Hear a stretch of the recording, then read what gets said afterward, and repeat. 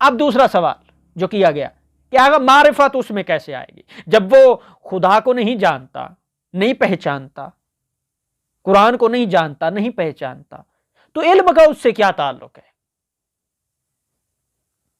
اب یہاں پر آغا نے بہت ہی بہترین مثال دی. بابائے منطق ہیں، یہ منطق میں، فلسفہ میں، علم کلام میں مہارت رکھتے تھے. اب انہوں نے کہا یہ جاہل مرکب ہے. جاہل کی دو قسمیں ہیں نا، ایک جاہل مرکب ہے، ایک جاہل بسیط ہے. یہ جہالت میں اتنا کھو چکا ہوتا ہے کہ اس کو اپنی جہالت کا پتہ نہیں ہوتا، حاصل علم کر رہا ہوتا ہے. یعنی کیا مراد یہ کہ یعنی ایسا بندہ جو گاڑی پہ سفر تو کر رہا ہو لیکن اسے اپنی منزل کا پتہ نہ ہو، اس کا کوئی فائدہ کبھی حاصل ہو سکتا ہے؟ نہیں ہو سکتا. کوئی ایسا بندہ جو جہاز چلا رہا ہو اور اس کی کوئی منزل نہ ہو، اس نے کیسے اور ایئرپورٹ پہ اترنا ہے کوئی پتہ نہیں ہے اور سفر ہی کرتا رہے، نتیجہ کیا ہوگا؟ ہلاکت. ایسا بندہ جو گاڑی پہ سفر کر رہا ہو، اس کی منزل و مقصود نہ ہو اور وہ سفر کرتا رہے تو اس کا نتیجہ کیا ہوگا؟ ہلاکت. تیل ختم ہو جائے گا، گاڑی خراب ہو جائے گی، یا کہیں پہ رک گیا، یا کسی نے حملہ کر دیا. اس میں ہزاروں خدشات و شک و شبہات موجود ہیں. یعنی وہ بے سود ہے، بے فائدہ ہے. علم جو رسول نے کہا مسلمان کے لیے مرد اور عورت کے لیے واجب ہے حاصل کرنا، اور اس کا اجر شہید کی مانند ہے، اور گویا کہ تمہیں اگر چین کی فاصلے کی دوری تک بھی جانا پڑے تم جاؤ، سے مراد کیا ہے؟ یعنی ہمارے اندر علم کی پہچان ہو، علم کی معرفت حاصل کرنا. یعنی علم سے پہلے علم کی معرفت ہونی چاہیے. علم سے پہلے علم کی معرفت کیوں ضروری ہے؟ کیونکہ قرآن کہتا ہے تدبرون، تفکرون، تعلمون، کہ تم جانو، تدبر کرو، تفکر کرو. اس سے پہلے کہ اگر تم نے علم کے لیے معرفت حاصل نہ کی، اس معرفت کو نہ جانچا، نہ پہچانا، صم بکم عمی فہم لا یرجعون، وہ ایسا ہوگا کہ تم دنیا میں رہ رہے ہو، تمہارے کان تو ہیں پر سن نہیں پاؤ گے، آنکھیں تو ہیں پر دیکھ نہیں پاؤ گے. کیونکہ تمہارے دل پر مہر ثبت کر دے گی ہے شقاوت کی، تمہارے دل شقی ہو چکے ہیں. اب یہاں پر علم کی دو قسمیں بیان کی گئی. ایک علم ادیان ہے، ایک علم ابدان ہے. علم ادیان میں کیا ہے؟ علم ادیان میں ہمارے پاس مذاہب کے علوم ہیں، جس میں تورات ہے، زبور ہے، انجیل ہے، قرآن ہے، شریعت عیسیٰ ہے، شریعت موسیٰ ہے، شریعت ابراہیم ہے، شریعت مصطفیٰ ہے جو تمام پر حجت ہے. اس کے بعد علم ابدان ہے. علم ابدان کے کیا، اس میں کیا آتا ہے؟ اس میں بایو آتی ہے، کیمسٹری آتی ہے، ساری چیزیں اس میں آ جاتی ہیں. اب ہمارے پاس جو ہم حوزے میں موجود ہیں، ہماری ذمہ داری کیا ہے؟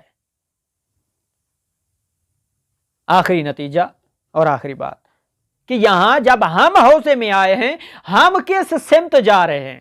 ہم نے موازنہ کرنا ہے کہ کیا آیا ہم واقعاتاً علم حاصل کر رہے ہیں یا نہیں، یا فقط کھا پی رہے ہیں اور سو رہے ہیں، پھر جاگ رہے ہیں، پھر کھا پی سو رہے ہیں. اگر ہمارا صرف یہی معمول ہے کہ ہم کھا کر سو جاتے ہیں، سو کر پھر اٹھتے ہیں، پھر کھاتے ہیں، پھر سو جاتے ہیں، تو گویا جانور کی مثل ہے وہ بندہ.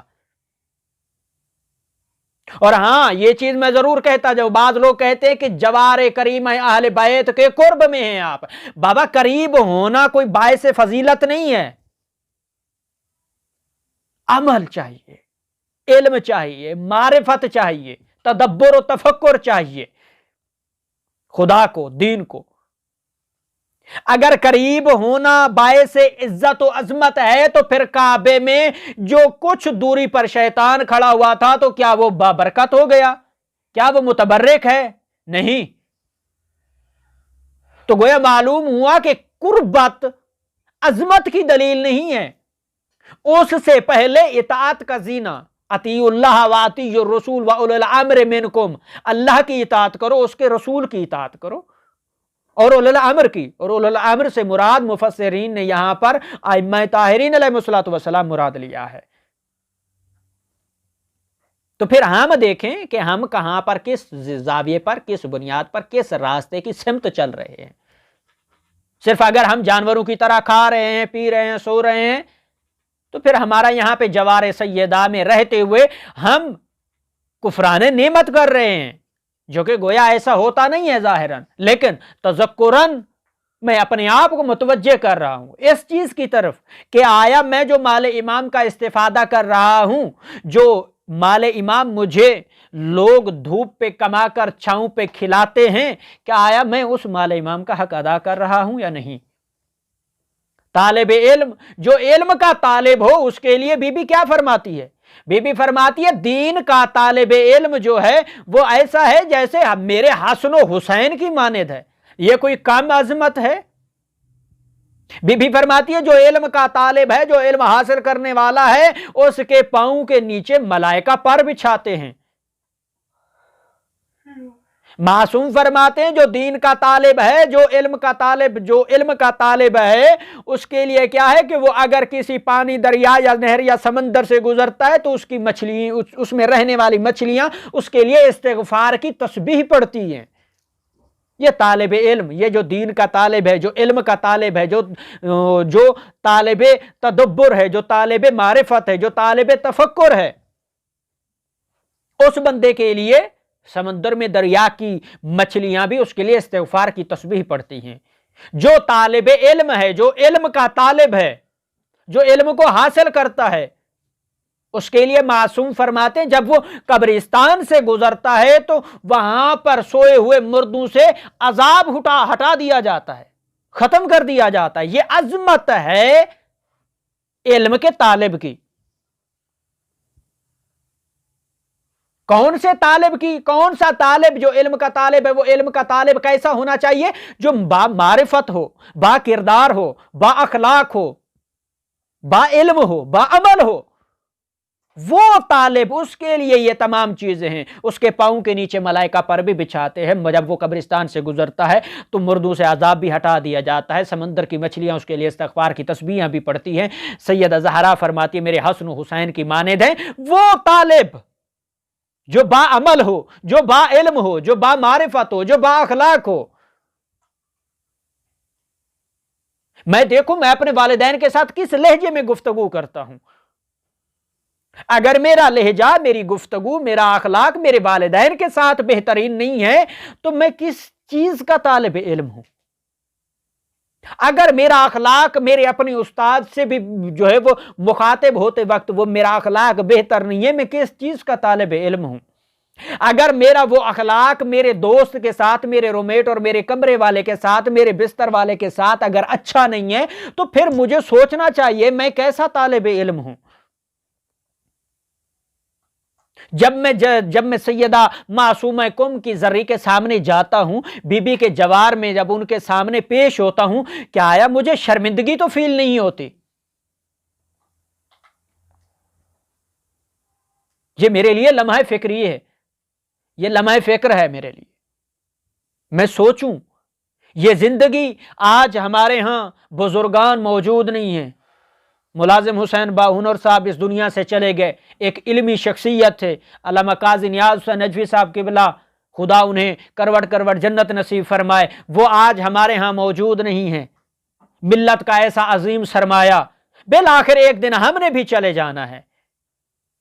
इसी सरजमीन और इसी हौजे और इसी जवार सैयदा से वो मुस्तफीद होकर गए हैं। वो हमारे लिए उसवा थे, वो हमारे लिए नमूना अमल हैं।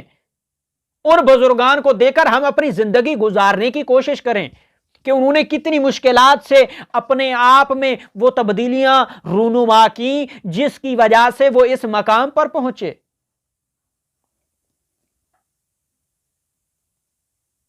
हमसे हमारी कौम हमसे तवक्को लगा के बैठी हुई है, हमसे उम्मीदें वाबस्ता करके बैठी हुई है।